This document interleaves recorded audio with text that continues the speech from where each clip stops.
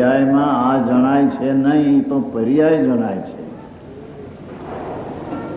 કેમ કે એ ચીજને તો જ્ઞાનની પર્યાય અડતી નથી, તેમ એ પર ચીજમાં જ્ઞાનની વર્તમાન અવસ્થા તન્મય થઈને રહેતી નથી, એ તો ભિન્ન થઈને રહે છે.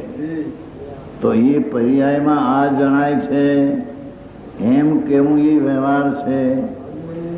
પણ એ પર્યાયમાં એ સંબંધી પોતાની શક્તિ જે છે, જ્ઞાનની પર્યાયનું સામર્થ્ય જણાય છે. એ તો પર્યાય વાત સુધી રહી. હવે અહીં વિશેષ કે છે એ પર્યાયમાં આભાવ ગોપાવ બધાને સદાય કાળ અનુભૂતિ સ્વરૂપ ભગવાન આત્મા દ્રવી લીધું. હવે